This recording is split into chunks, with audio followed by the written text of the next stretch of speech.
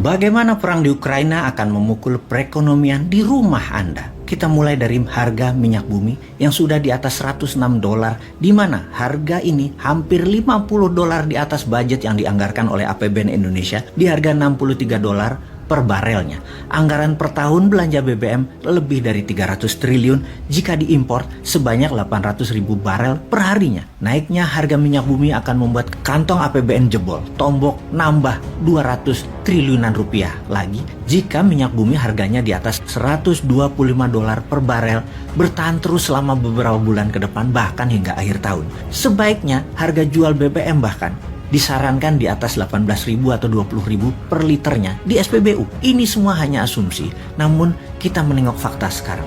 Saat ini perang di Ukraina menginjak hari ke-20. Sementara kita duduk nonton TV di rumah atau melihat informasi di gadget ribuan kilometer jauhnya dari medan perang.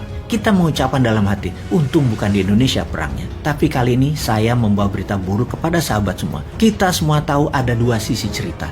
Yang satu memiliki pendapat global atau global naratif, yaitu pihak Barat dan NATO yang mengatakan Rusia adalah penjahat. Di sisi Rusia mengatakan agresi NATO ke Eropa Timur mencaplok-caplok wilayah dengan mengikat dalam kesepakatan militer oleh NATO di negara bumpernya Rusia, ex-Soviet adalah kejahatan atau penjahat sesungguhnya karena akan menarget Rusia nantinya. Terlepas dari perang militer di Ukraina, ternyata perang ini akan melukai kita semua. Anda punya mobil dan motor di rumah, Anda pasti perlu BBM kan? Semakin lama perang, mengendarai kendaraan Anda tersebut, biayanya akan semakin mahal. Kenapa? Kita tahu 12% minyak dunia adalah produksi Rusia. Rusia merupakan negara ketiga terbesar di dunia di dalam produksi minyak dan negara nomor 3 terbesar di dunia di dalam eksportir minyak. Sejumlah 5 juta barel per harinya. Apa yang terjadi kalau minyak Rusia di stop produksinya untuk diekspor? Maka kebutuhan dunia yang meningkat alias demand meningkat karena suplainya turun, maka secara alami akan meningkatkan harga minyak bumi di pasaran. Diperkirakan kalau Rusia stop produksi dan negara OPEC tidak meningkatkan produksi, maka harga minyak dunia akan tembus $140 per barelnya. Ketika harga minyak meningkat, biaya transportasi meningkat tajam.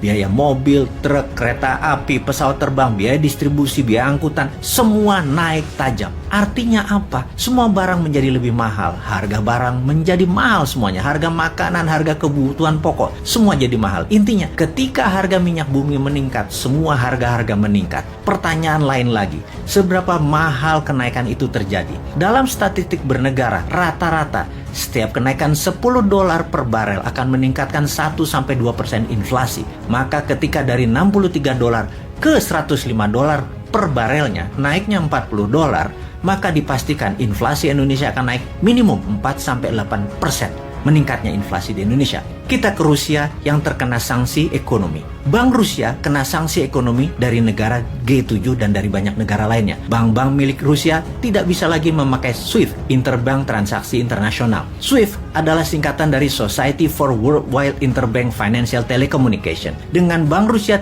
tidak bisa aman lagi atau tidak secure lagi transaksinya, maka tidak bisa lagi bertransaksi secara luas ke seluruh dunia. Sesungguhnya pada saat ini minyak Rusia belum kena sanksi, namun produksinya sudah mulai diturunkan. Dan efek SWIFT diblok plus transaksi turun itu akan memukul harga minyak. Lalu ada boikot perdagangan atas produk-produk Rusia lainnya. Kita kembali ke gas dulu.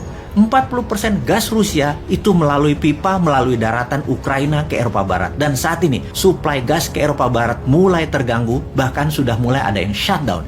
Ini menimbulkan keresahan masyarakat Eropa Barat. Lalu kita perdalam Ukraina. Banyak yang tersadar mengetahui bahwa Ukraina mempunyai cadangan minyak dan gas nomor 2 terbesar di Eropa yang saat ini pastinya terganggu produksinya walaupun ini masih cadangan. Sehubungan dengan berkurangnya produksi minyak dunia, maka semua negara besar mulai menggunakan SPR-nya atau strategi petroleum supply-nya. Cadangan minyaknya dikeluarkan, terutama Amerika. Dengan strategi ini diharapkan bisa menahan laju naiknya harga minyak namun membahayakan cadangan minyak dalam negeri Amerika. Apalagi yang paling ditakutkan oleh dunia selain kenaikan harga minyak bumi dan gas, juga mengganggu distribusi pengadaan oil and gas tersebut. Ya benar, food supply.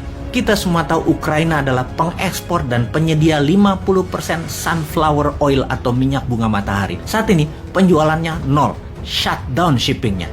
Karena kapal laut di Laut Hitam diblokade Dan kota Mariupol adalah kota utama selain Odessa sebagai pelabuhan besar Ukraina sudah ditaklukkan Rusia. Odessa tinggal menunggu waktu ditaklukkan. Odessa adalah pelabuhan kontainer terbesar Ukraina. Sebentar lagi banyak rumah tangga dunia akan kekurangan minyak goreng sunflower ini. Karena itu tidak heran kelapa sawit di Indonesia musnah. Salah satunya adalah dijadikan pengganti sunflower oil di banyak negara, khususnya India, yang 70% rumah tangga India memasak menggunakan sunflower oil ini. Sementara Rusia juga penghasil minyak bunga matahari ini juga kena sanksi ekonomi. Dan dunia saat ini menggunakan sunflower oil jika memasak adalah pangsa pasar 60% di dunia. Yang artinya memasak di rumah harga gorengannya menjadi semakin mahal. Harga tumis-tumisan menjadi semakin mahal. Jagung juga merupakan ekspor dari Ukraina yang merupakan pengekspor nomor 5 terbesar di dunia. Bersama Rusia, Ukraina mengekspor 19% kebutuhan jagung dunia yang semuanya stuck, tidak bisa terdistribusikan. Hal ini